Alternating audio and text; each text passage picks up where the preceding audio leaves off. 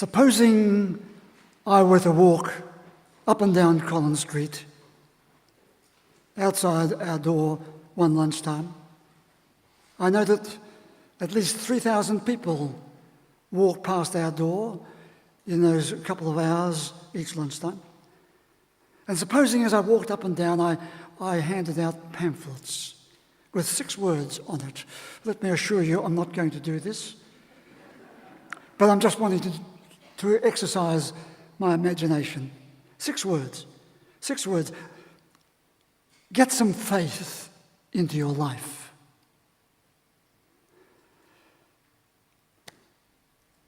One man out there, about to screw this piece of paper up and throw it, stopped a minute and walked over to me. And he said, "What are you on about? What has faith ever done for me? Years ago I had faith that I would find a wife, have a happy marriage, have children who would love me. What happened? I kept looking for that happy marriage," he said. "I had 3 of them, 3 marriages.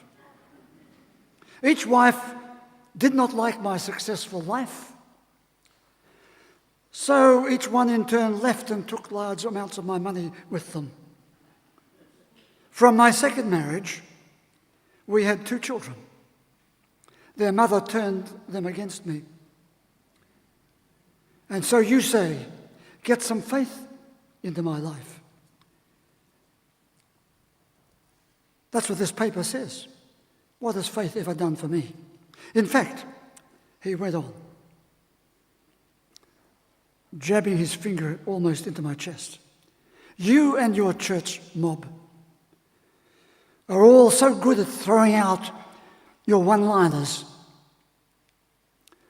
But your one-liners are useless. Faith has done nothing for me. All I hoped for was just a little bit of love. My parents tried, but they made a mess of their love. So I thought I would go and make love myself. What did I get? The nest is empty. Empty. Empty. Empty. Do you know what that's like? Well, I'll tell you something," he said. "I just hope that one day you'll come to your senses. How can you live by faith? What's the point of talking about love? Hope? So I put it to you today. Can we live without faith? Can we live without love? Do we cling on to just a little bit of hope that people somewhere will say it's worthwhile, that there's some meaning in it after all, that somewhere in Pandora's box there is just one tiny little bug called hope, and we might be able to take hold of it before it flies away, before it's gone? Will we have that? A few nights ago, as some of you are well aware, I gave the Paul Tillich lecture here in this church. The Paul Tillich lecture commemorating 51 years since his death.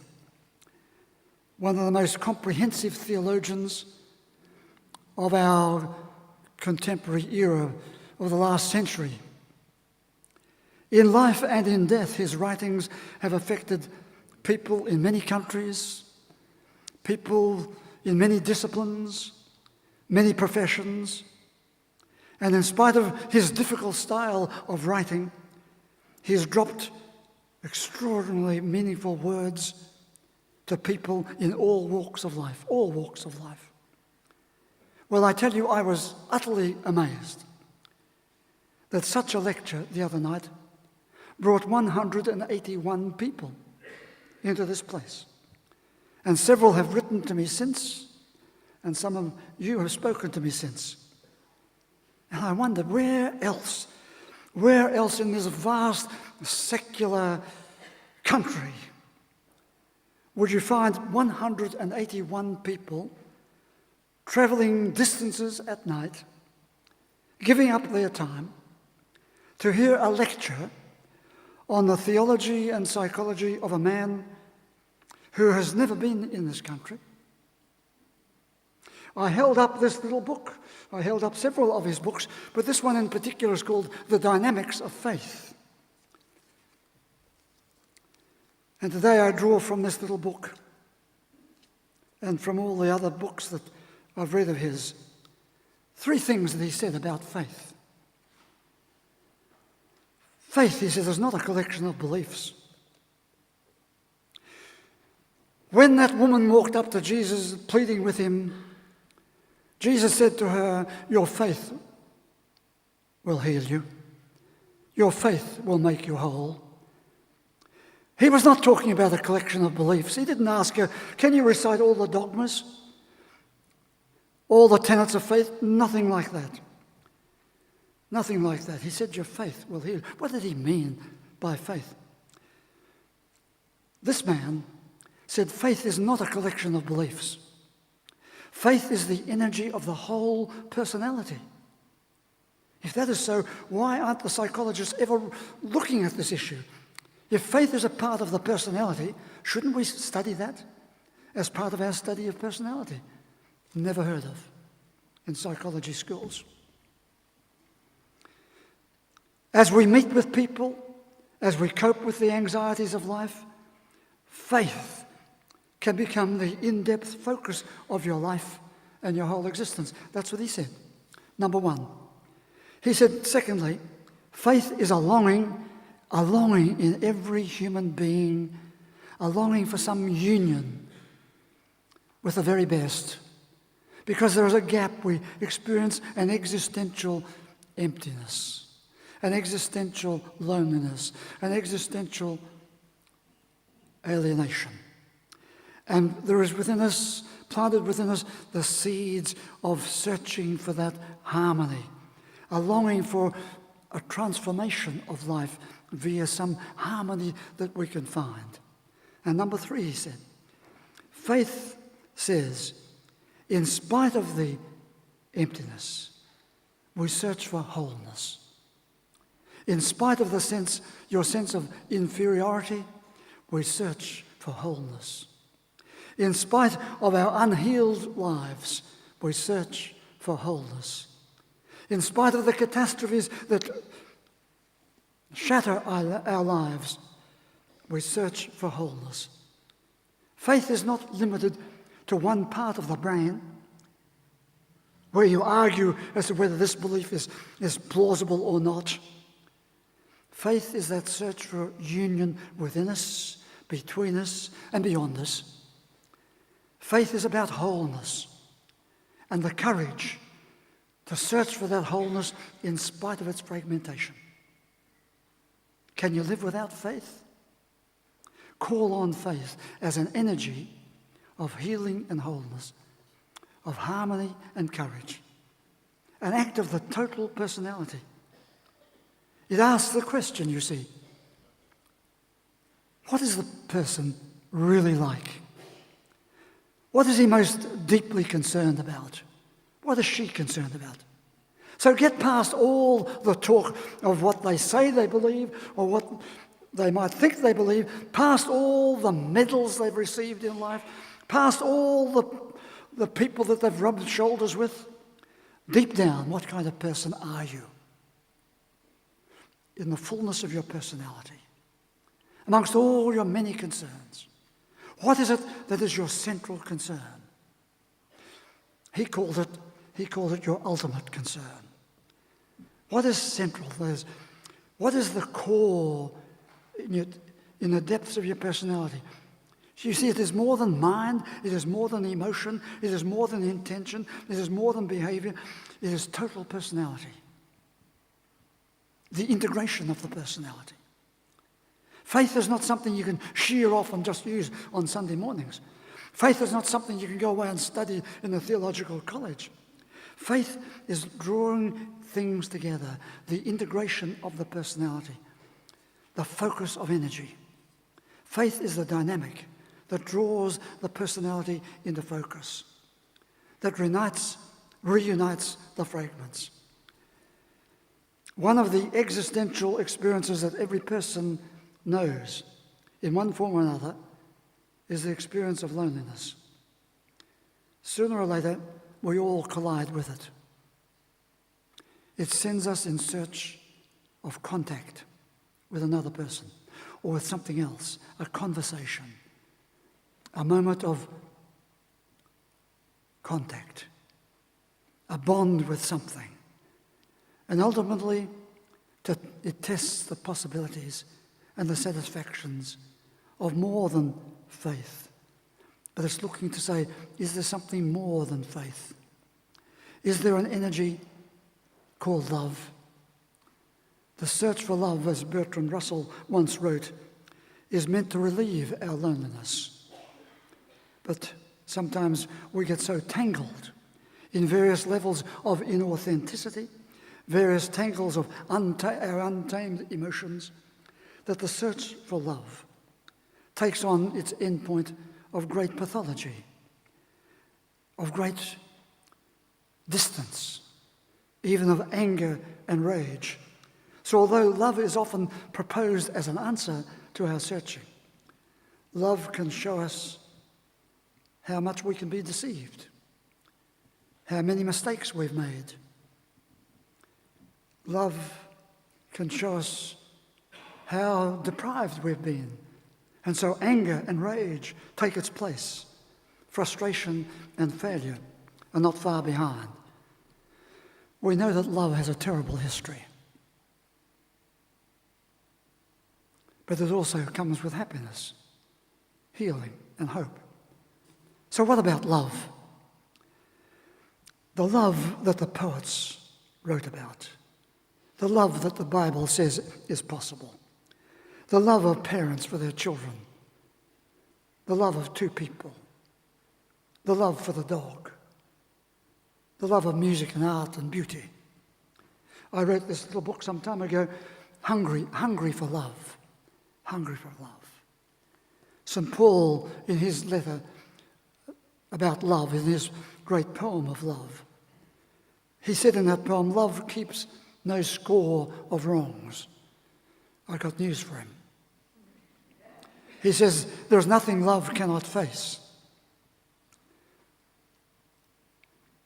One translation says, love is never irritated, never resentful. Love is eager to believe the best. What's he talking about? Is it any wonder my man on the street screwed up the piece of paper and walked on?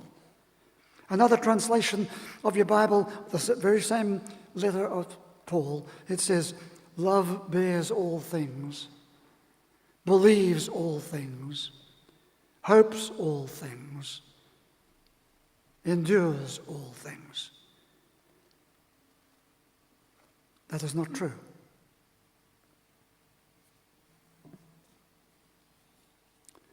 We know that love does not last forever.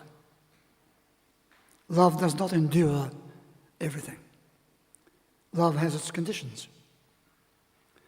We must face the enemies of love, recognize the monsters of love, and then perhaps, in spite of everything, to use Paul Tillich's words, in spite of everything, to embrace the allies of love. Allies of love. One is growth, to grow through our erratic expressions of love, to grow through our turmoil of regressed love, to grow towards fullness, wholeness, excitement of the whole personality. Growing that helps us, not only helps us grow, but helps other people to grow, releasing them from their stupidities, releasing ourselves from our stupidities.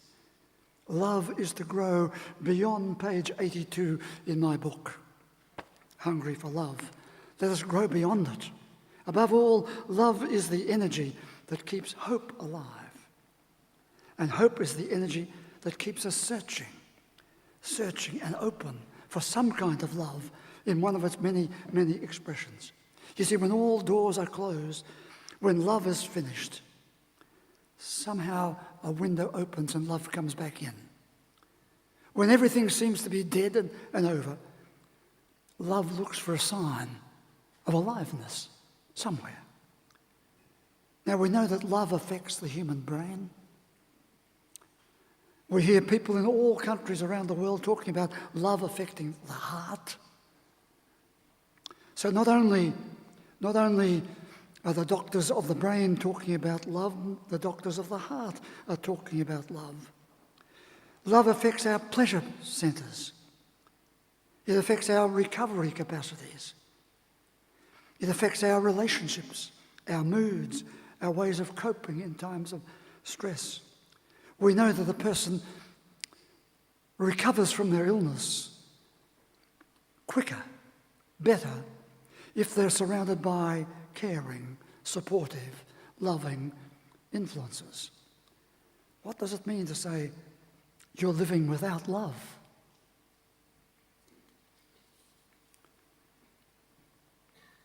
We can open up the deepest fascination and fulfillment as we hear again what love can be. Love comes in many forms. It soothes, it softens, it strengthens. It reminds us of good moments. It helps us revisit good memories. We often make love dependent on people, what they do to us, what they didn't do for us. But love is also about places, about paintings, about poetry, about apple pie. Love restores and love recreates. Love releases. When all the words are out, when all the words have been said, silence steps in with its waiting and its wisdom. The many forms of love are there. Love is, after all, the courage to find the real sense of affirmation, affirming something very important, indeed something which is of ultimate importance, affirming who you are and that you are a person of worth, in spite of all the comings and goings, in spite of all the goings and comings. Some people may say they can live without faith, but they deceive themselves. For faith is the energy of the fully alive personality. Some people lament that they've lost the love they once had, that they did not find the love they hoped to find. And they are angry that love has not come in the container they expected and wanted. But love too is the energy that propels us to go on searching in spite of everything. So hope is a great gift. We live for hope. We live in hope. We live by hope. Hope keeps returning with the gift of creative aliveness. Hope keeps returning with the gift of resilient strength. Hope keeps returning with the gift that when all hope has gone, something happens to us. Something comes and relights a flame. Do you live without faith? Do you live without love? Then keep hoping. Keep alive that flame of hope in spite of everything. Would you please stand?